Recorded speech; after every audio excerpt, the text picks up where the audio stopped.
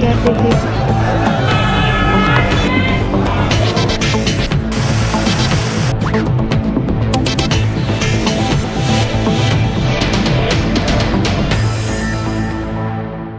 अस्सलाम वालेकुम नाज़रीन, प्रोग्राम अॼु जी ॻाल्हि में मां आहियां मेज़बान सबीन मेमण। नाज़रीन, सिंध जी राजधानी कराची में दहशतगर्दनि ख़िलाफ़ टारगेटेड ऑपरेशन बि हलंदड़ आहे त उते ई अमन अमान जो मसइलो उअं ई कर खणी बीठो आहे। अमन अमान जे हवाले सां के क़दर बहितरी त आई आहे, तंहिं हूंदे बि क़त्ल गारतगिरी उअं ई जारी आहे। आम माण्हू बि क़त्ल थियनि था त पुलिस अहलकारनि खे पिणु निशानो बणायो वञे थो। मजमूई तौर ते सिंध जी सूरत हाल ॾिसूं त उते बि अगवा फुरूं चोरियूं धाड़ा रोज़ जो मामूल बणियल आहिनि। त वरी सिंध जी सूरत हाल इहा आहे त तालीम सिहत सफ़ाई जी सूरत हाल इंतिहाई गणतीअ जोगी आहे। मकानी खाता सफ़ाई वारे कम खां नाबरी वारी हालत में बीठल आहिनि। अॼोके प्रोग्राम में मजमूई तौर ते सिंध जी हिन गॾियल सूरत हाल ते ॻाल्हाईंदासीं। अॼु असां स्टूडियो में महिमान आहिनि मुस्लिम लीग फंक्शनल जा MP वरियाम फ़कीर साहब, वॾी महिरबानी अव्हां जी। असांजा ॿिया महिमान आहिनि पीपल्स पार्टी जा अॻवान गुल मोहम्मद जखराणी साहब, अव्हां जी बि महिरबानी। असांजी टियों महिमान आहिनि मुत्तहिदा क़ौमी मूवमेंट जूं MP हीर सोहो साहिबा, वॾी महिरबानी अव्हां महिमान प्रोग्राम में आया। पहिरीं मां तव्हांखे पुछणु चाहींदमि गुल मोहम्मद साहब त कराची में दहशतगर्दनि ख़िलाफ़ टारगेटेड ऑपरेशन बि हलंदड़ आहे, उनजे बावजूद बि तव्हां ॾिसो था त दहशतगर्दनि खे जॾहिं मौक़ो मिले थो पंहिंजूं कार्रवायूं करे था वञनि। हाणे उन्हनि जूं कार्रवायूं जीअं अॻु में आम माण्हुनि खे निशानो बणायो वेंदो, हाणे उन्हनि पंहिंजो टारगेट हटाए सिक्योरिटी अहलकारनि खे, पुलिस खे, रेंजर्स खे निशानो बनाइणु शुरू कयो आहे। जी बिल्कुलु, तव्हां इहो सही चयो आहे। इहे कुझु इहो सिलसिलो शुरू आहे, इन ॻाल्हि जी त निशानदेही थिए थी त पुलिस या लॉ एनफोर्स एजेंसीज़ जेके आहिनि उहे पंहिंजो कार्रवाई कनि था दहशतगर्दनि जे ख़िलाफ़, या जेके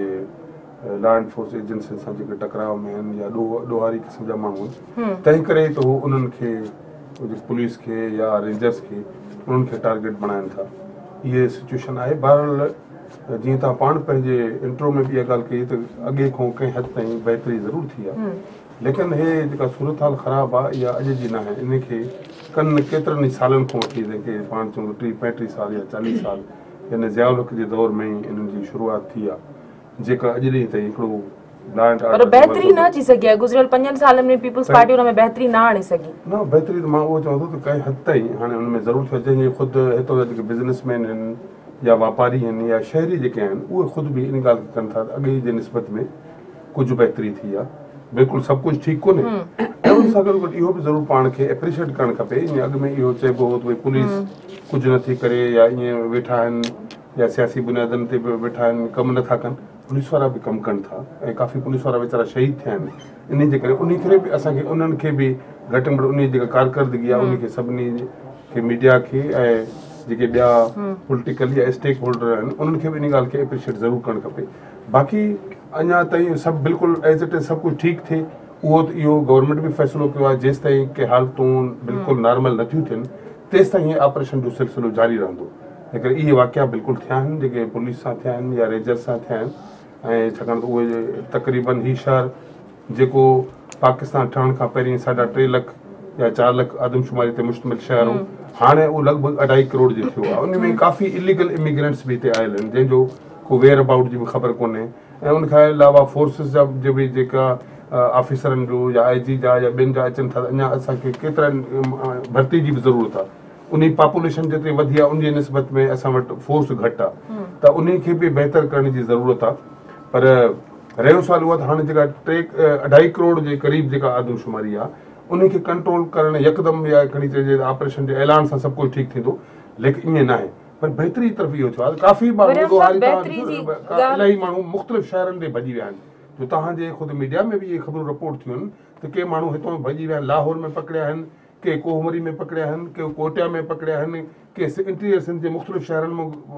पकड़िया आहिनि। माना हुननि खे बि हिकिड़ो ॾोहारनि खे बि ख़ौफ़ पैदा थियो आहे जेको अॻु में न हो। तंहिं करे हिकिड़ी पेशरफ़्त सुठी थी आहे, लेकिन इहो पाण दावा नथा कयूं सभु कुझु ठीकु थी वियो, हाणे बिल्कुलु लॉ एंड ऑर्डर जी सूरत हाल सही आहे या ॾोह नथा थियनि या भत्ता माफ़िया जेको आहे उहे आहिनि। पर सिंध हुकूमत इत्मिनान जो इज़हार करे चुकी आहे, इन हालतूं काफ़ी हद ताईं बहितर। सिंध हुकूमत बि इहा चए थी त अॻे जे निस्बत में असां सिंध हुकूमत बि इहा ॻाल्हि इहो नथी चए त बिल्कुलु ठीकु आहे। उहो ज़रूरु ईअं इहा सिंध हुकूमत जो मौक़िफ़ आहे त जेका पहिरीं जेका सूरत हाल हुई उनजे निस्बत में कुझु बहितरी आई आहे। वरियाम साहब, तव्हां सम्झो था जेका पहिरीं जी सूरत हाल में बहितरी आई आहे, रोज़ अगरि टारगेट किलिंग नथी थिए त टारगेट किलिंग कुझु वक़्त खां पोइ ओतिरो ई अंग उन्हनि जो बराबरि थी थो वञे। स्ट्रीट क्राइम उरूज ते लॻो पिया, फुर लुट ॾींहों ॾींहुं वधंदी पई वञे। सम्झो था त जेतिरो अॻु में ई टारगेट किलिंग में माण्हू मरंदा उन खां घटिया न आहिनि, उन खां वधिया आहिनि। दहशतगर्द रुगो तालिबान कोन आहिनि जेके गोला था इस्तेमालु कनि या दस्ती बम था इस्तेमालु कनि हल उन्हनि खे, पर जेके घटि में घटि राइफल था इस्तेमालु कनि, राइफल सां मारिया अथनि, उन्हनि जो त उन्हनि खे त पकड़ियो वञे। ऐं अॼु ॾींहं ताणी को बि अहिड़ो माण्हू न कंहिं खे सज़ा आई आहे, कंहिं बि केस में हेतिरा सारा माण्हू हज़ारनि जी तइदाद में माण्हू हुआ, को सही पकड़िजी कोन आयो जंहिंखे कोर्ट जे ज़रिए सज़ा आई हुजे। ऐं नतीका या में थी ॾिसिजे त कोई हालतूं सही थींदियूं, छाकाणि असुलु कंहिं हिसे में जेको ऑपरेशन कयो थियो जो बाक़ी त सॼी ख़ाली पई आहे न, उहो त उहो ई साॻी पंहिंजी कार्रवाई कंदा था रहनि, ओॾे हुनजो वञणु कोन थो थिए। उहो पिल जिथे ॾिसो तव्हां निमाइश हथियारनि जी पई थिए, कंहिं बि क़िस्म जी अहिड़ी कान्हे। जब बहिराणी तव्हां ॾिसो, हलो हिते त खणी आहे, बहिराणी जी इहा हालत आहे, रोज़ानी माण्हू पिया अगवा थियनि, 6 ॼणा 10 ॼणा माण्हू अचो घर में था पवनि, उन घर खे सऊं सिधो खड़ियो ॿुहारियो हलियो था वञनि। ऐं अगवा में अॼु ॾींहुं ताणी बि पुलिस जी इहा कार्रवाई आहे, 2 माण्हू बि किथे उन्हनि आज़ादु न कराए। हर को माण्हू दुकानदारी जे लाइ वेठो आहे, वञो मेड़ियूं मिनतूं करे महीने खनि खां पोइ पंहिंजे भुंग वग़ैरह ॾियो वापसि थो थिए। पर उन वक़्तु साॻिए वक़्तु तव्हां ॾिसंदो त हिज़्ब इख़्तिलाफ़ जो को बसर थो थिए, उन ते केस दाख़िल थियनि, उते 10 मोबाइलूं रेड थियूं कनि ऐं उन्हनि माण्हुनि खे हिरासमेंट कयो थो वञे बेगुनाह बेकसूर। उते हुनजी मिशनरी कमु करे थी, बाक़ी जेके चोर आहिनि, धाड़ेल फसाद आहिनि, जेके घणो करे वॾेरनि जे गाॾियुनि में वेठा, उहे चोर जेके पकड़ियल हूंदा, उहे जेके माण्हू चोरनि मां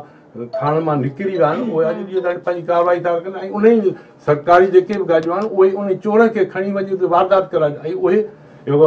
वारदात कराए वरी वापसि उनखे पंहिंजी जॻह ते अचनि। तव्हां एतिरे क़दुरु खैरपुर कोर्ट ॾिजी में जेको आलबाणी सूबेदार, उन ते 302 जी FIR दाख़िल थियल आहे, ऐं उहो उन थाणे जो वरी इंचार्ज थियो छा, पर उन अहिड़ी जॻह ते जिथे धाड़ियल इंचार्ज थींदा, उते कहिड़ो कंट्रोल रखण जी इहा उमेद रखिजे थी। साॻिए वक़्तु तव्हां चुड़के में ॾिसो, उते बि शीशो भञे 40-50 माण्हू ते हथ ॾाढो केस दाख़िल कया पिया वञनि, उहे ATC जा पिया लॻाइनि। पर जेकॾहिं हिकिड़ो सचो पंहिंजो जवाबदार फ़रियाद अचे थो करे त उन जो का FIR वठण लाइ तयारु न आहिनि। उन अॼु ॾींहं ताणी को बि जवाबदार जेके बहिराणी में ई को गिरफ़्तार थिया, 302 में जवाबदार खुलम खुला वेठा आहिनि, धाड़ियल उन्हनि जे पहिरे ते वेठा आहिनि, पुलिस अचो उनखे प्रोटोकॉल थी ॾे। पोइ हाणे उन में तव्हां ॾिसो कहिड़ी जखराणी साहिबु आहे, हिकिड़ो त इहो पुलिस वारो सिस्टम पंहिंजी जॻह, पर हिन हुकूमत में आउं सम्झां थो कंहिं बि खाते जी तव्हां चङाई न ॾिसंदव। हीर साहिब, तव्हां खां मां पुछणु चाहींदमि त तव्हां हिन ते छा चवंदव? कराची में दहशतगर्दनि ख़िलाफ़ जेको टारगेट ऑपरेशन हली रहियो आहे, केतिरी हिन में बहितरी अची सघी आहे? तोड़े जो जीअं हाणे जखराणी साहिबु चयो त दहशतगर्द ॿियनि शहरनि में बि पनाह वठी चुका आहिनि, सिंध जे ॿियनि शहरनि में बि दहशतगर्दी जूं इंतिहा पसंदी जूं कार्रवायूं थियनि थियूं। तोड़े जो कराची सां उन्हनि जी मुमासिलत थोरी मुख़्तलिफ़ आहे, पर तव्हां सम्झो थियूं त हाणे सॼी सिंध में बदअमनी जी हिकिड़ी लहर उभरी वई आहे। लेकिन सभिनी कराची खां वठी कश्मीर ताईं अगरि तव्हां सूरताल खे ॾिसंदो त बहितरी तव्हांखे नज़र न ईंदी। हर शहर जो, हर ज़िले जो क्रिमिनल एक्टिविटीज़ डिफरेंस आहिनि। हिते जी जेके आहिनि उन में खोड़ सारा फैक्टर्स आहिनि जेके इन्वॉल्व आहिनि, जेके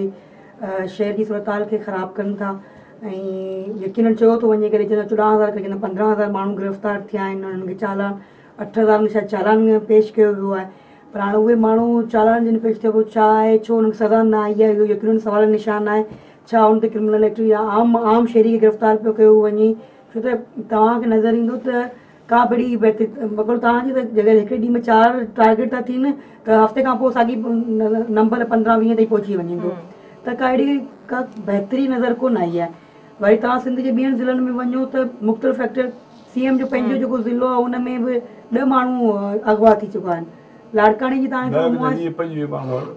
त माण्हू मुंहिंजे कंटिन्यू अख़बार में हली पियो त मतिलबु 15-20 थींदा, वरी बिल्कुलु। त उहो जेका खैरपुर मां 7 ॼणा, शिकारपुर मां 12 ॼणा, मेहरापुर मां 2 ॼणा, नशोर फिरोज इमरान जो थियो, पर ये जेकी सूरत हाल आहे उहा सिर्फ़ु अगवा ताईं सूरत हाल कोन्हे, चोरी डकैती बि त जे साम्हूं तव्हांजे साम्हूं शयूं आहिनि। तव्हां रोज़ अख़बार ॾिसंदा कोड़ो ॾींहं आहे जंहिंमें औरत कारोकारी करे नथी ॾिनी मारी वञे। जिरगा हाणे तव्हांजी सूरत हाल इहा आहे त साॻी पीपल्स पार्टी तनक़ीद कंदी हुई अरबाब रहीम ते त CM हाउस में जेके जिरगा था थियनि। हाणे उहा ई हुकूमत वेही हैदराबाद सर्किट हाउस में जिरगा करे, उहा ई हुकूमत जा मेंबरान वेही नवाब शाह में अगरि सर्किट हाउस में कनि, जिते कोर्ट वेही बाक़ाइदा तव्हां ते बेन आणे, त इहे जेके यकीन सवाल निशान जॾहिं तव्हां बींग अपोजिशन मेंबर तव्हां उन्हनि इशूज़ खे खणो फ्लोर ते त मज़ाक उड़ायो वञे। CM साहिबु चए त हाणे असां वेही, मुंहिंजो कल्ह जिरगे ते हो त हुनजो मज़ाक उड़ाए त असीं हाणे असेंबली में वेही असीं हाणे कोर्ट निकाने फ़ैसिला कंदासीं। त जेकर तव्हां शयुनि ते जेकर किथे कोताहियूं आहिनि, किथे ख़राबियूं पैदा पियूं थियनि, उन्हनि ते सीरियसली एक्शन न खणंदो त मसइले हल कोन कंदो। हिते तव्हां सम्झंदा त न इहे अॻूणी शयूं हुयूं, हाणे हिन में बहितरी, त इहे शयूं बहितर कोन थींदियूं। तव्हांजो कमु आहे, तव्हांखे फुल फ्लेज पावर आहिनि, तव्हां करो जबर यकीन सवाल जॾहिं 5 साल तव्हां फुल फ्लेज तव्हांजो प्रेसिडेंट तव्हांजो, प्राइम मिनिस्टर तव्हांजो, CM तव्हांजो, हुनजे बावजूदि कुझु न करे सघिया, त हिन वक़्तु त तव्हां वटि न CM PM आहे, न CM प्राइम मिनिस्टर आहे, न प्रेसिडेंट आहे, त हुनजे बावजूदि तव्हां फुल फ्लेज पावर में, हिन में तव्हां सां गॾु को कोलिशन में कोन्हे आई, तव्हां वटि को बि पावर मतिलबु को तव्हां तंग करण वारो कोन्हे आई, थ्रेड ॾियण वारो कोन्हे आई, प्रेशर में विझण वारो कोन्हे, त तव्हां कम से कम पंहिंजनि ज़िलनि में त बहितरी आणियो, पंहिंजे MPs खे, पंहिंजे मिनिस्टर खे। इवन तव्हां जेके असेंबली फ्लोर ते क्वेश्चन पुछंदा आहियो त लॻे कोन थो, हेल्थ मिनिस्ट्री कंहिं वटि कोन्हे आई, तव्हांजी जेकी मेन मिनिस्ट्री इरिगेशन मिनिस्ट्री तव्हांजी जेकी आहे उहा CM वटि पयल आहे, होम डिपार्टमेंट जेको आहे उहो CM वटि आहे। त इहे शयूं जेके आहिनि तव्हांजी हेॾी वॾी तव्हांजी मुंहिंजे ख़्याल 60-70 मेंबर आहिनि पीपल्स पार्टी जा, MPs मेंबर, छो कोन उन्हनि खे मिनिस्ट्रियूं ॾियो, उन्हनि खे पावर्स ॾियो त वञनि पंहिंजनि इलाइक़नि में, पंहिंजनि शहरनि में कुझु न कुझु त बहितरी आणे। जेके न आणींदा, हाणे माशाल्लाह CM वटि अगरि 15-15 तव्हां पोर्टफोलियो ॾींदा त कमु केरु कंदो, छा कंदो? हुन टाइम जेके तव्हां ॿुधायो न एतिरियूं, त हुन टाइम हूंदो त हुन अख़बार पढ़ी ॿुधंदो त सखर में या लाड़काणे में या खरपुर में हेतिरियूं जेको आहिनि कार्रवाइयूं थी रहियूं आहिनि, हुन खिलाफ़ कार्रवाई केरु कंदो? CM साहब जा अहिड़ा बयान पिया अचनि त न काफ़ी सूरत हाल बहितर आहे। सिंध जे हर शहर में अमन अमान जी ख़राब सूरत हाल आहे, चोरियूं फुरूं धाड़ा अगवाऊं मामूल बणियल आहिनि। तव्हां सम्झो था त का हिकमत अमली जोड़ी वई आहे अमन अमान जे हवाले सां, लाक़ानूनियत लॻी पई आहे, त कीअं ज़ाब्तो आणिबो हिन ते? ॾिसो न, ज़ाब्तो आणण लाइ जेके लॉ एनफोर्समेंट एजेंसीज़ असां वटि आहिनि, उनमें ज़्यादा जेके प्रोविंसिस में उहो पुलिस जो फंक्शन आहे, उन में इहो करे सघिजे थो गवर्नमेंट उनखे सुठा अफ़सर मेरिट ते सुठा बहितरीन अफ़सर लॻाए जेके पंहिंजी कारकर्दगी ॾेखारींदा, उहो ई कंदा आहिनि। तंहिं करे तव्हां जेके रिपोर्टूं जेके तव्हां वटि आहिनि, मां नथो चवां त इहे ग़लति आहिनि, इहे वाक़ियात किथे थियनि था, पर काफ़ी ज़िलनि जो मिसाल थो ॾियां न, कंहिं वक़्त में असांजो ज़िलो कश्मीर या कंदकूर या जेकाबाद इन पासे बाह भरियल हूंदो हो, यानी इन ॾींहं जो बि माण्हू रोड सां ट्रेवल न करे सघंदो। हाणे उते बिल्कुलु अहिड़ी सूरत हाल कोन्हे, ऐं न को मां सम्झो तव्हांजे इन रिपोर्टनि में बि अहिड़े कोन्हे असांजे पासे को माण्हू अगवा थिए।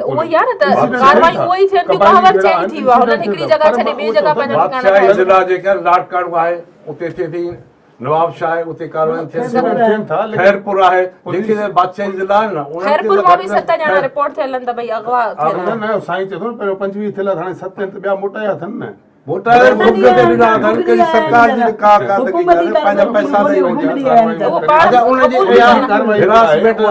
काफ़ी पुलिस वारा वीचारा शहीद थिया आहिनि, लेकिन उन सां ॾोहारनि सां विढ़नि था, मुक़ाबिला कया आहिनि। बाक़ी हाणे ॾोह त तव्हां ॾिसो था, को हाणे जी ॻाल्हि न आहे, जे काफ़ी वक़्त खां वठी के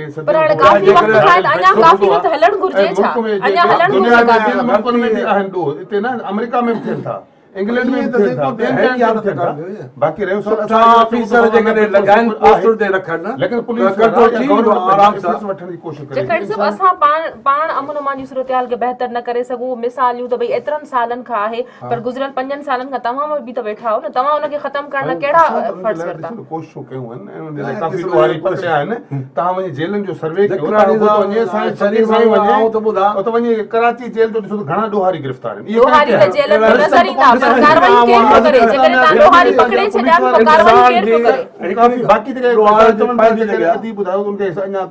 हज़ारे माण्हू पकड़िया आहिनि, अञा ताईं उनखे सज़ा, उहो त कोर्टनि जो कमु आहे न। हाणे कोर्टनि में उनखे रिलीफ मिले, ॾोहारनि खे उनखे आज़ादु करे छॾनि, त उहा जुडिशरी जे मथां अगरि उन ते मथां असां ॻाल्हायूं, चवनि था त इहो तव्हां कंटेम्प्ट ऑफ कोर्ट था कयो। हाणे उन में बि काफ़ी प्रॉब्लम आहिनि, कोर्टनि जा बि पंहिंजा जुडिशरी जा बि मसइला आहिनि, काफ़ी माण्हू गिरफ़्तार थियनि था। वरी चंद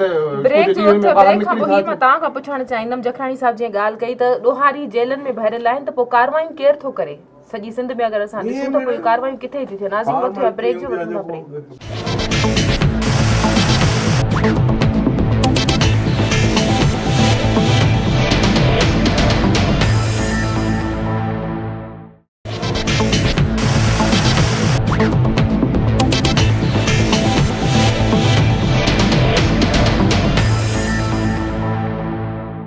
वेलकम बैक नाज़रीन। जी ही जखरानी साहब जो ब्रेक खां अॻु में चवण हो त ॾोहारियुनि खे असां गिरफ़्तार कयो आहे, जेलियूं भरियूं पियूं आहिनि, त पोइ जेके कार्रवायूं थियनि थियूं दहशतगर्दी जूं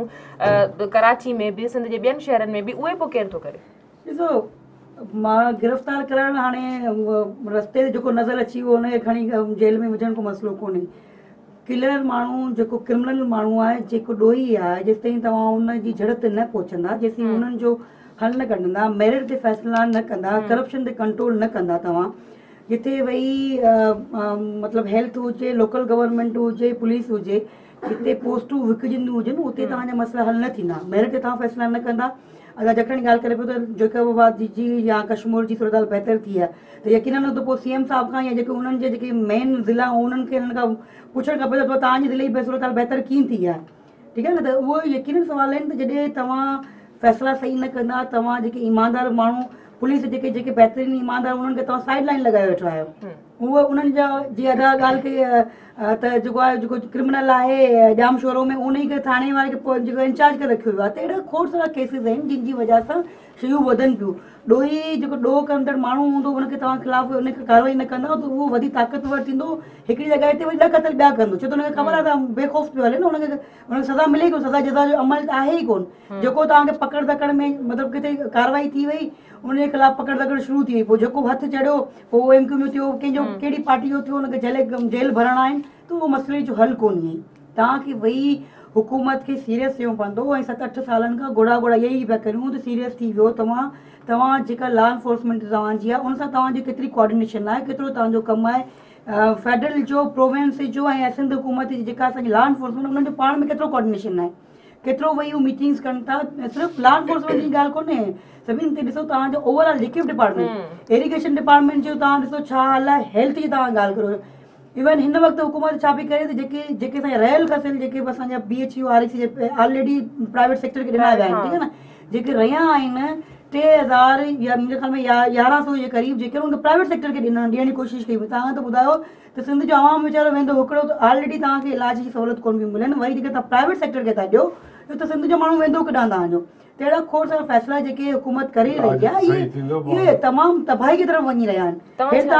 एजुकेशन जी तव्हांजे साम्हूं आहे, मतिलबु हर डिपार्टमेंट जी को बि वॾा जखरानी वेठो ॿुधाए त हिन डिपार्टमेंट जी या हिन मिनिस्टर जी सूरत हाल तमामु बहितरीन आहे, असांजे लाइ सवाल मिसाली आहे। को बि डिपार्टमेंट बहितर हुजे, असांखे हिन लाइ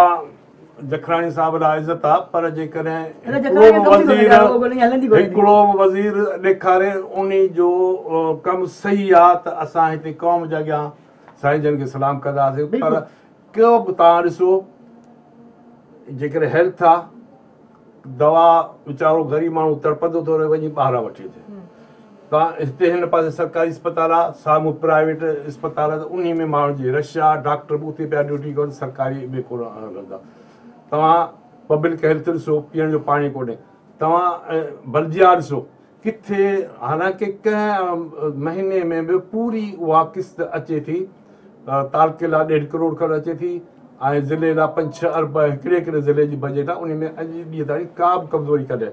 पर उते तव्हां किथे नाली जो टेंडर न ॾिठो हूंदो हिन 3 सालनि में, किथे तव्हां को बि तरक़ियाती कमु न ॾिठो हूंदो 5-6 अरबनि में, न किथे तव्हां किथे शहर जी सफ़ाई ॾिठी हूंदी बल्जियात में। इहा हालत आहे। सिर्फ़ु TMO खे हिते ऑर्डर थिए थो, उते वञे थो, चेक कापी हुन ॿियो को बि कागज़ हींअर टी न अथव, रुॻो आहे चेक कापी, उते चेक कजो, ऐं को उन जी जांच पड़ताल कान्हे। अहिड़ी जी हालत हूंदी त पोइ छाजे लाइ कमु थींदा। ऐं जेकॾहिं त हाणे त पंहिंजी जॻह ते, पर इंसान जूं ज़रूरियाती ज़िंदगी तइलीम जो तव्हां हालत ॾिसो। तव्हांखे यादि हूंदो हिकिड़े दफ़े सिर्फ़ु जज साहिब एक्शन कयो त 15 ॾींहंनि में को उस्ताद अहिड़ो न हुजे जेको स्कूल में न पहुतो हुजे। ॻोठनि वटि ओचितो अचो वञे, बाबा अब तूं कीअं आई, चइसि मास्तर अरे तोखे केस सुञाणी कोन्हो, पर हिकिड़े 15 ॾींहंनि में उहो सॼा स्कूल हलिया। हींअर उहा साॻे स्कूलनि जी हालत आहे। को बि किथे बि तव्हांखे स्कूल, त इहा बि अलाह जी महिरबानी आहे, जेके प्राइवेट आहिनि उन में ॿार पढ़ंदा, न त सरकारी स्कूल कंहिं बि क़िस्म जो जकराणी साहब तव्हांखे तव्हां उन खां में मां पुछणु सहूलियत चाहींदुमि न जेकॾहिं असां शहरनि में सफ़ाई सुथराई जी सूरत हाल ॾिसूं त तक़रीबन रोज़ रिपोर्ट थिए थो त शहरनि खां अलावा ॿहिराड़ियुनि जा इलाइक़ा बि गंदगी जे वर चढ़ियल आहिनि, गटर उथलियल आहिनि, रोड रस्ता ख़राब लॻा पिया आहिनि, टुटा फुटा पिया आहिनि। मकानी चूंडुनि जे हवाले सां जेकॾहिं ॻाल्हि कयूं त इदारनि म्यूनिसिपल मुलाज़िमनि खे पघारूं नथियूं मिलनि, उहे एहतजाज कंदा था रहनि। सिंध हुकूमत हाणे मकानी चूंडुनि जे हवाले सां को चोबोल बि नथी इन ते जेके चोबोल हुआ कुझु वक़्त अॻु में उहे बि हाणे ॻाल्हाइण बंदि थी वियो आहे। तव्हां सम्झो था त सिंध हुकूमत जी ख़ामोशी जेका आहे सवालिया निशान बणियल आहे? न ॾिसो जेतिरे क़दुरु ॻाल्हि आहे बिल्कुलु मसइला आहिनि शहरनि जे अंदरि सफ़ाई जा, ॿहिराड़ियुनि रोडनि जा जा, आहिनि, रस्तनि अॻियां। जा, इहे पंहिंजा हिते आहिनि। हाणे तव्हां ख़ुदि ॾिसो त ड्रेनेज सिस्टम जेको आहे जॾहिं जिथे बि ठहंदो आहे उहो सदियुनि लाइ ठहंदो आहे, उहो साल लाइ ॿिनि लाइ न ठहंदो आहे। गुज़िश्ता जेके दौर रहियो आमिर जो मुशरफ जो उनमें अरबे रुपया पैसा मिलिया, उनमें जेके नाज़मनि कमु कराया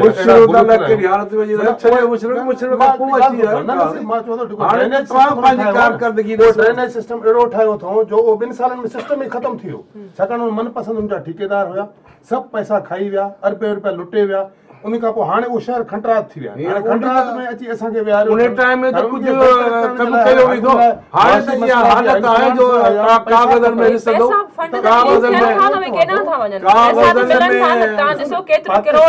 जेका सूरत हाल आहे हिकु मुल्क ठहण खां वठी इहे बुरायूं आयूं आहिनि। जमहूरी वक़्तु तमामु थोरो मिलियो आहे, आमिर जो वक़्तु घणो मिलियो आहे। आमिर जे दौर में जंहिंमें इदारनि जी तबाही ऐं बर्बादी थी आहे, जेके शयूं अॼु बुरायूं असां वटि मौजूदु आहिनि उन्हनि जी जेका पैदाइश आहे उनजी परवरिश आहे उन दौर में थी आहे। खाइण पीअण वारनि खां त परे रहिया, परे त खाइण वारियूं ॻाल्हियूं था ॾिसो, जेके खाइण पीअण पिया सॼो उनजो पिया बचाव कयो न। तव्हां क़ौम खे सची हक़ीक़त मुशरफ जे दौर में नाज़मन लुटफुर न कई, अरबे रुपया खाई विया आहिनि।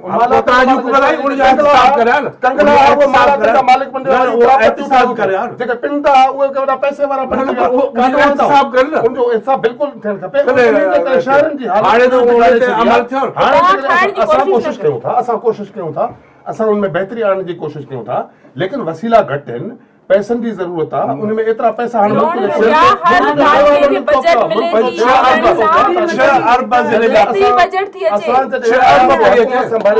खज़ाना ख़ाली लॻा पिया, उन में सॼो तंहिंजे बावजूद बि मुशरफ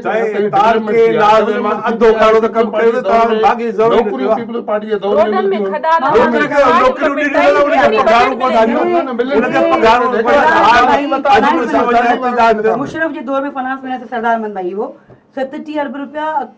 जेको आहे न फाइनेंस डिपार्टमेंट में अकाउंट में छॾे वियो हो, हुकूमत 37 अरब छॾे वियो हो। हिन वक़्तु तव्हांजो 66 अरब जो डेफिसिट तव्हांजो बजट आहे, 66 अरब तव्हांजो। उन वक़्तु जॾहिं हो 71 अरब रुपया एडीबी 71 अरब रखियलु हो, ठीकु आहे। हिन वक़्तु तव्हांजो 190 अरब तव्हांजो एनुअल जे लाइ रखियलु आहे।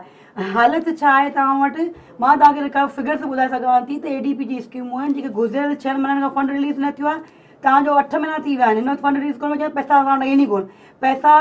स्कीमूं जेके तव्हांजी असेंबली बजट मंज़ूर करायो उन्हनि स्कीमनि जे लाइ सीएम साहिब जेके असैम्बली मूं पसंदि नापसंद जी बुनियाद ते पंहिंजे मख़सूस ज़िलनि ते ॿियनि ज़िलनि खे तबाह करे छॾियो। हिन वक़्तु इहा हालत आहे त असां पैसा ई कोन्हे। जेके तव्हां जेको आहे चेक एंड बैलेंस न रखंदा, सिर्फ़ु पंहिंजी मनपसंदि शयुनि ते रखंदा, अयाशूं कंदा त पैसा तव्हां बचंदा ई कोन।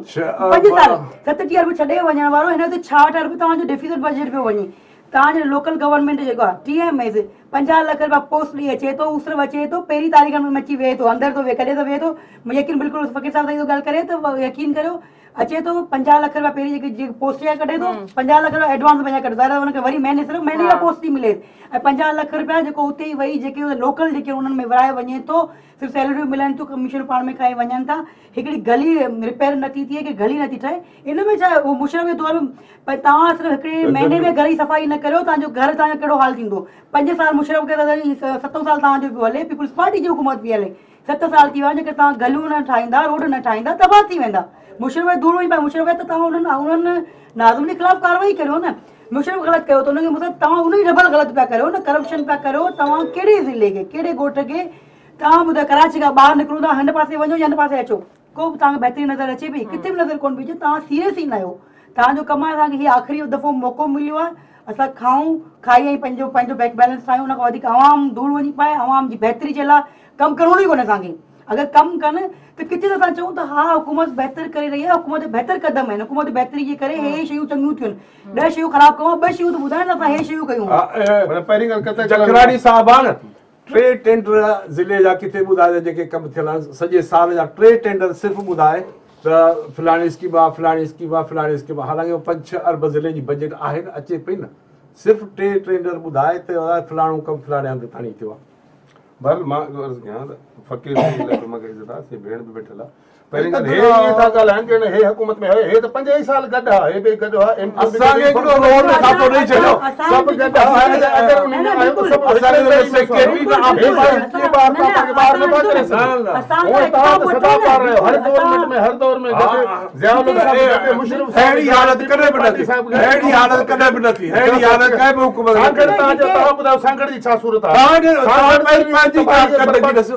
जेको हा पंहिंजी कारकर्दगी तव्हांजो सब सीटूं तव्हां पंहिंजूं सीटूं हारियूं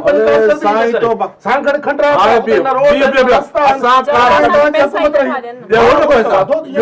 पीपल्स पार्टी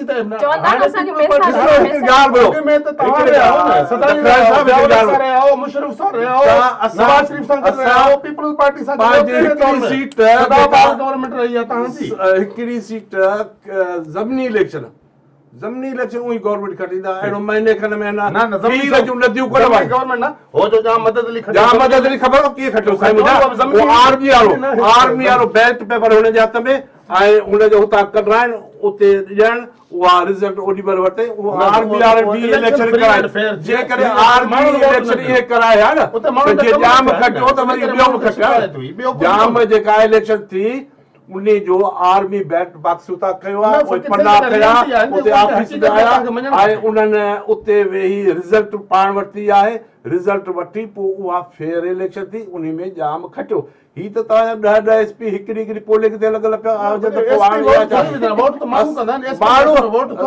ॾिसो न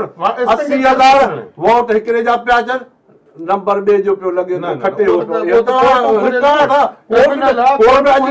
कहिड़ो फ़ैसिलो हलियो आहे ट्रिब्यूनल में कहिड़ो फ़ैसिलो ट्रिब्यूनल में ही जेके फ़ैसिला आया उनखे बि ॿुधायो पियो कहिड़ो तव्हां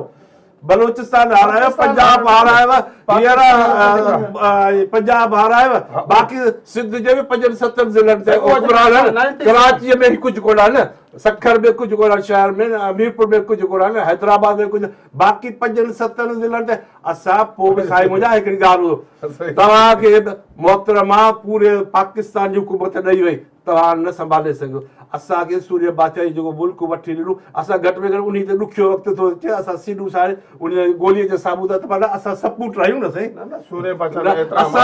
असां उहो मुल्क ते ॾुखियो वक़्तु अचे थो न उहो वक़्तु जॾहिं अचे थो त असां सपूत रहियूं वरी बि उन मुल्क जे बचाइण लाइ सीनूं साणे अचूं था न साईं तव्हां त सॼे मुल्क जी ॿेड़ी ॿोड़े थी बाक़ी 5-7 ज़िला तॾहिं बि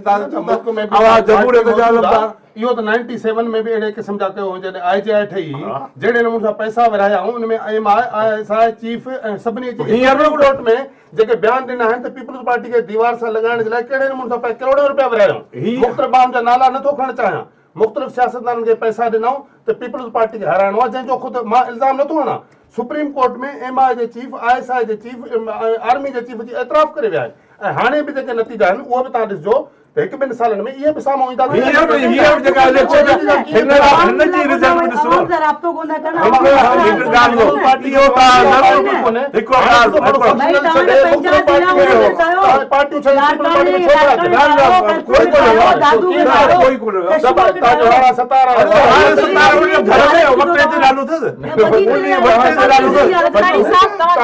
तव्हांजो MP हो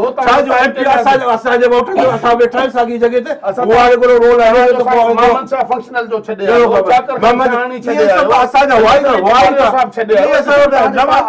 नवां आयला नवां विया जिथे जी खोती उते जाके रोटी असांजा हुया ई कोन आया आरज़ी तो वरी वापसि तव्हां वटि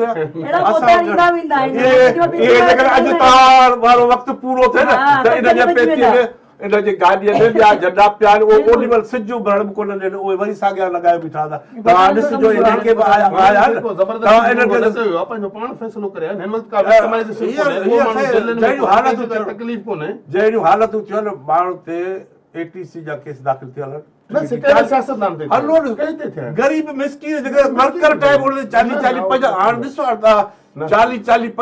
तव्हांखे सियासतदान के केस थियो हुजे कंहिंखे तंग कयो हुजे सियासतदान जी कहिड़ी ॻाल्हि 50-60 माण्हू ते तव्हां 15-20 कापियूं ॿिए दफ़े जेको थींदो तव्हां हिते वेझो 20-25 अहिड़ा हाणे जंहिंमें 40 कहिड़ो जहिड़ो पीपल्स पार्टी ते वॾी वधीक ज़िम्मेदारी आहे उहे उन्हनि मसइलनि खे हल करे पंहिंजे नुमाइंदनि खे पंहिंजी तकल में मोकिले तव्हां बदीनी सुरताल मां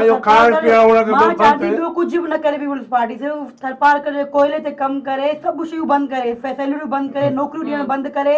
बेशक स्कूल न ठाहे रोड न ठाहे हेल्थ सिर्फ़ु कोयले ते कमु करे यकीन कर सिंध जेको आहे बिल्कुलु तरक़ी याफ़्ता थी वेंदी कुझु बि न करे तव्हां सीरियस न थींदा तव्हां सिर्फ़ु ॻाल्हियूं कंदा त इहे मसइला तबाही ऐं सिंध जी सूरताल हिन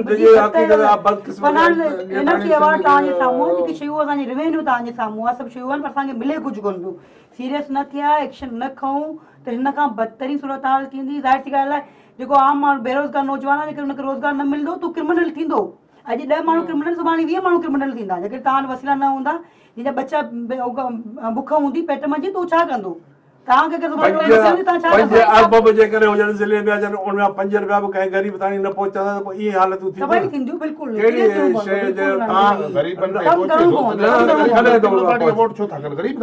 पीपल्स पार्टीअ खे जेको वोट साईं जेको मिलियो आहे दुनिया ॾिठो पीपल्स पार्टीअ जो उम्मीदवार खे इहा ज़रूरत न हुई पुलिस गाॾी हेठां वर्क पई कई केतिरी तक में हिकिड़ो जलसो करे तारीख़ हुनजो किरदारु तव्हांजो हिकिड़ो ई अॼु घुमे इलाइक़े में किथे सभु ब्रेक जो वक़्तु आहे ब्रेक खां पोइ कंटिन्यू कयूं था नाज़िम वक़्तु आहे ब्रेक जो वठूं था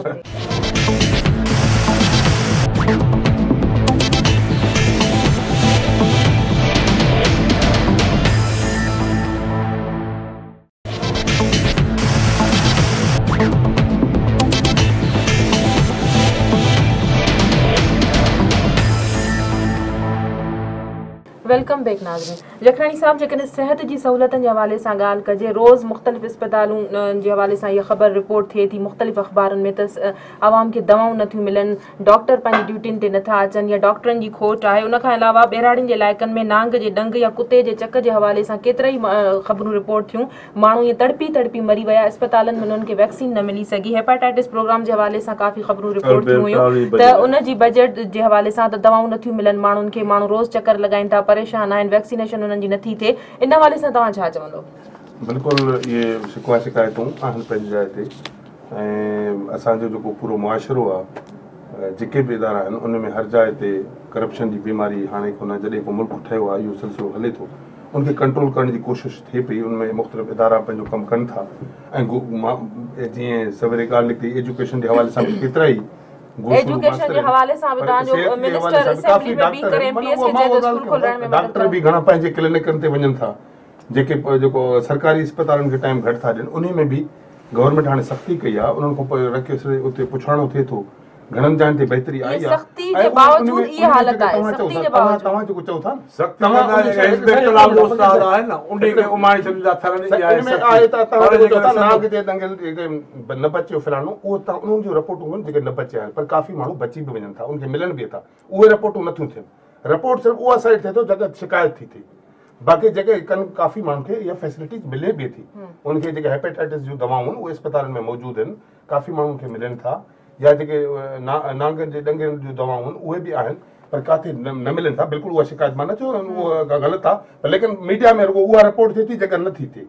जेका जिन माण्हुनि खे फैसिलिटीज़ मिले थी उहा रिपोर्ट थिए कोन जॾहिं माण्हुनि खे मिलंदी त पोइ रिपोर्ट छो थी नथी मिले तॾहिं त माण्हू तड़पी फ़ौत मां इन सां एग्री न कंहिंखे बि नथो मिले ईअं न आहे काफ़ी माण्हुनि खे उहा फैसिलिटी मिले थी लेकिन कुझु माण्हुनि खे जॾहिं न मिले थी त उहा शिकायत थिए थी किथे बि बहितरी कोन्हे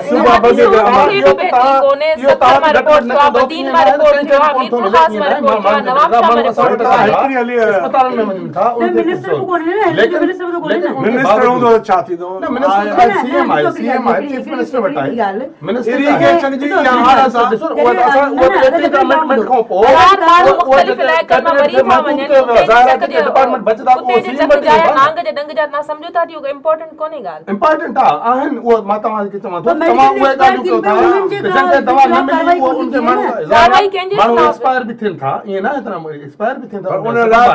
लेकिन काफ़ी माण्हुनि खे उनखे फ़ाइदो बि थिए थो न उनजो ज़िक्र त मीडिया में अचे तव्हांजी कोन थो। हुकूमत जागियल हुजे असांजे ख़बर पए कोई त ॻाल्हि कोन्हे, हीअ सभिनी माहौल खे- सॼे हुकूमत हे बि तव्हां जीअं तव्हां सदाईं असांजे हुकूमत में रहिया आहियो गॾु हाणे बि इनशाला अॻिते तव्हां गॾिजी ईंदो असां इहो ॼाणूं था त कॾहिं कोन ईंदासीं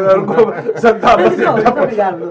अगर का भी शइ अचे थी ठीक है रिपोर्ट थिए थी अखबार में त कम आहे न हुकूमत जो कम आहे त उन ते एक्शन खणी बाबा ही रिपोर्ट थी आहे वो थियनि उन ते था, नोटिस रिपोर्ट वठो बि नोटिस थियनि था, वठण जो काफ़ी मतिलबु सीएम साहब ऑर्डर कयो त 10 ॾींहनि में कार्रवाई कई वञे उनखे 2 साल मुकमल थी चुका आहिनि कार्रवाई जी का ख़बर ई कोन्हे कुझु बि कोन्हे की ताल के अस्पताल में भी कंट्रोल कोन करे सघिया उते दवाऊं आहिनि न आहिनि माण्हू उते कीअं था तड़पी तड़पी मरनि एतिरे हद ताईं बि तव्हां कंट्रोल न करे सघिया तव्हां रुगो तड़पी मरण वारे जो ज़िक्र त कयो था पर जेके बचण वारा आहिनि उनजो तव्हां वटि रिपोर्ट ई कोन्हे कुदरत वारो बचाए थो छॾे न तव्हां दवा जो तव्हां हर अस्पताल में ॾिसो त सही कहिड़ी हालत लॻी पई आहे साईं तव्हां आवामी नुमाइंदा आहियो वज़ीर आहियो तव्हां हींअर घटि में घटि आवाम जी ॻाल्हि कयो न आवाम त माण्हू अस्पताल जी तव्हां हालत ॾिसो मतलब उते ये ताईं सभु माण्हू मरनि था, पोइ खाइनि था माण्हू उन्हनि जो ज़िक्र कयो जेते नथा खाइनि उन्हनि खे छॾे ॾियो तव्हां उहो जेको चओ था तव्हांजो रिपोर्टूं जेके अचनि थियूं मां उहो नथो चवां त मीडिया हर वक़्तु पंजनि मिंट में उहा ख़बर ॾिए थी पर जेकॾहिं उन ते हक़ सही हुजे उन ते अमल करे करप्शन थिए थी ओॾी महिल ख़बर लॻे थी पर उन खे पाण वधीक टेको कंट्रोल नथो थिए कार्रवाई थी थिए तो वधीक कार्रवाई कंहिंजे माण्हू जेकर अगवा थिए थो करप्शन में बि काफ़ी माण्हू जेलनि में पिया आहिनि कोई कोन पियो आहे। वारा आहिनि एफआईआर इदारा आहिनि उहो एंटी कमु कनि था। करप्शन में जेकर करप्शन करप्शन वाला थिए न डिपार्टमेंट खुद करप्शन पे करना है न कहिड़ी होता एंटी करप्शन जो त पाण ई वधि में वधि मज़बूत खाइण अॻु पीअण वारा में आहिनि हिकिड़ी टीम हूंदी हुई न कार्रवाई कंदी हुई हाणे त अहिड़ो हाल थी वियो आहे ऑफिसरनि जो ॿियनि जो उन्हनि जे मथे ते हाणे हींअर ॾिसो ऐं करप्शन इन खाटीअ लाइ पैसा विझा अथनि इरिगेशन जो इंसान जो जीआको आहे न उन लाइ केतिरा हिन फंड रखिया अथनि पर तव्हां ॾिसो हिकिड़ी वाह खे खाटी कान आई आहे उहे पैसा हिन मां वठी ॿुधो अॻु में हिकिड़ी कमेटी हूंदी हुई न कंदी हुई हाणे मसइलो छा आहे जेके को रोड थो ठहण त इंक्वायरी कमेटी थी वञे ऑफिसर हुनखे खाराए पहिरियों रवानो थो करे त वरी ॿी कमेटी जी इंक्वायरी थी अचे वरी ऑफिसर हुनखे खाराए पहिरियों रवानो थो थिए टी कमेटी उहो ऑफिसर हुनखे खाराए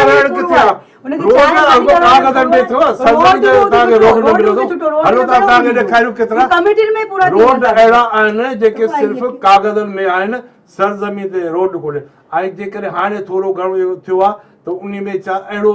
पत्थर इस्तेमालु था कर जो लहंदो पियो न ट्रक मां तव्हां कोन सम्झंदो त पत्थर थो लहे तव्हां सम्झंदो मिटी पई लहे अच्छा उन खे विछाई करे चवंदा उन ही कार बस इहा हलंदी उहो थी वेंदो रूलर बि नथा हलाइनि अच्छा उन खे ॿिए ॾींहुं हथ पेर हणी साफ़ करे पोइ मथां छटकार करे हिकिड़ो कारो तेल अलाए किथां था हाणे रोड थी वियो पैसा निकिरी विया उहो त तव्हां असेंबली में बि ॻाल्हाए सघो था उनजी शिकायत करे सघो कई बार तो शिकायत करे माण्हू मरण जो शिकायत असेंबली में भी शिकायत कंदा त उन्हनि शिकायत नथा ॿुधो जिरगे से कल कयो मज़ाक पिया उड़ाइनि कबाइल झगड़नि ते कयो कल हुन चोॾी में कबाइल झगड़नि उहे छा पंचायती फैसला था जिरगा जो सिस्टम ही खत्म आहे जिरगा का जिरगा हूंदा अंग्रेजनि जे दौर में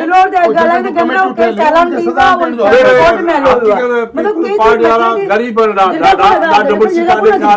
हूंदा ॿियो सिंधी माण्हू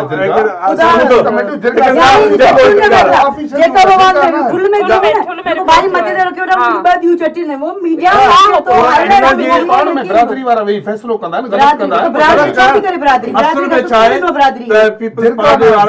सिंधी माण्हू नंढे ॾियण लाइ तयारु आहिनि मुताल थोरो अखि था फोटारिनि ओॾी महिल साईं साईं करे था ॻाल्हाइनि सिर्फ़ु इहो आहे त कंहिं ग़रीब जो ई अज़ारो नथा कनि सिंध जे माण्हुनि जखरणी साहब प्रोग्राम जो वक्त खत्म तो थे आखिरी सवाल मां तव्हां खां करण चाहींदमि त आखिरी सवाल जो जवाब मूंखे ॾेई छॾियो जखरणी साहब तालीम जो निज़ाम ठीक कोन्हे सिहत जूं सहूलियतूं आवाम ताईं नथियूं पहुचनि सफ़ाई सुथराई जा जोगा इंतजाम कोन्हनि जिरगा थियनि था चोरियूं फुरियूं अगवाऊं धाड़ा रिपोर्ट थियनि था तव्हां सम्झो था सिंध में गुड गवर्नेंस जी खोट आहे मां पहिरीं चयो त मां इहा दावा कोन कंदासीं त तो असां हिते खीर ऐं माखी सिर्फ़ु जो उनखे वाहे सुधारण जो बि लेकिन तो- उन सुधारण जे लाइ कोशिश थी सुधारण जी ॻाल्हि कान्हे। मां वरी 6 साल थी विया आहिनि कोशिश मां इहो कंदे ॿुधायां कंदे। जिरगा न आहिनि जिरगनि जो मां बिल्कुलु न, न, मां जिरगा अंग्रेज ठाहे विया उहो कमेटी उनखे सज़ा भाई, ॾियण जा हैदराबाद में जिरगो था, हाणे चई पंचायती अॻु में, फैसला आहिनि, ग़लति हुन खां कंदा, अॻु में उहो जुदा पंहिंजे कंदा। नवाज़ साहब में जिरगनि हज़रत जो हुते। वजूद ई कोन्हे, न, इहा न, असांजी न, इहो ग़लति, मां हिन शइ में जिरगा थींदा, ऐं न्याय जो फैसला, न्याय जे ख़िलाफ़ फैसला थींदा, जिरगा थींदा, बिल्कुलु थींदा, जिरगा थींदा, बिल्कुलु कमेटी उठाइनि, हर ते पंचायती हुन में न्याय जो फैसला थींदा, न्याय जा। 50 लख 50 माण्हू फैसला थी, हुन में फैसला वरी था कनि। न, मां हिन ॻाल्हि मञण नथा फैसलो जिरगा ग़लति थींदा, थिए या ग़लति सही थिए जिरगा उनजो थींदा। हक़ आहे, ॿिए हंधि वञी सघे थो। उहो वञी सघे थो उनमें जिरगा ज़बरदस्ती जो वजूद ई न आहे काथे आहिनि जिरगा जिरगा अंग्रेज कमेटी न उहो त जिरगा ठहियल आहे उनखे अख़्तियार हूंदो सज़ा ॾियण जी त भाई पंचायती जा जिरगा जेलनि में माण्हू वेंदा जिरगनि खे अख़्तियार हाणे उहे जिरगा आहिनि छा बाक़ी हाणे पंहिंजे राज्यनि में फैसला वेही कंदा आहिनि राज्य में फैसला थियण जो मक़सद इहो कोन त औरत जी तज़लील कई वञे उहो औरत न, जो औरत जो पंहिंजो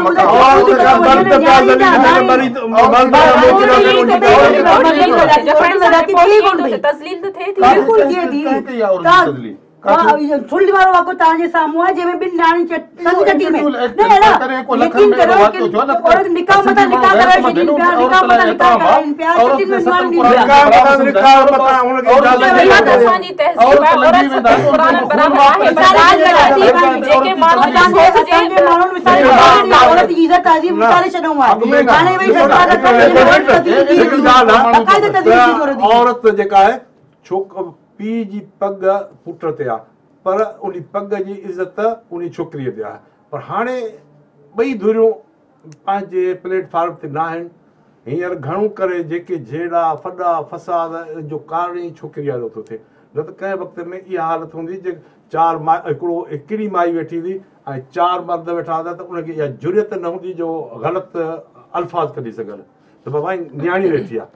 उन एतिरो एतिराम हूंदो पर हाणे हवा अहिड़ी लॻी पई आहे जेको सभु को मैदान ते अची वियो पोइ हाणे कंहिंखे चई नथो सघिजे त बराबरि कोन्हे यकीन मुआशिरो आहे ख़राब थींदो हुनजो मक़सदु इहो कोन्हे त तव्हां वरी जिरगा जो मक़सदु इहो कोन्हे त कारोकारी करे मारायो ज़मीन जे ख़ातिर तव्हां औरत खे मारायो ग़लति शयूं आहे कारी करे मारे छॾियो आहे ज़्यादती जेकी शयूं ग़लति थीनि पियूं उन्हनि ते वरी तव्हां जिरगा करियो फैसला करियो त मतिलबु कबाली झगड़ा हिन पाण में थींदा पाण में माण्हू वणंदा फैसला वरी कंहिंजे ख़िलाफ़ थींदा उहो त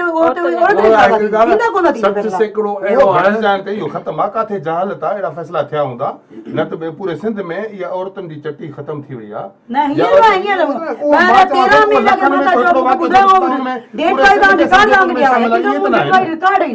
त कहिड़ी तरह कहिड़े कहिड़े फैसले में न्याणियुनि खे ॾिनो वियो आहे सपोर्ट नथा कयूं बिल्कुलु वॾी महिरबानी अमा मोज़िज़ महिमाननि जी प्रोग्राम में तव्हां आया नाज़रीन अॼु जी ॻाल्हि प्रोग्राम जे वक़्त ते ख़तम थो थिए पंहिंजी मेज़बान सभिनी मेमण खे ॾींदा इजाज़त अल्लाह भाई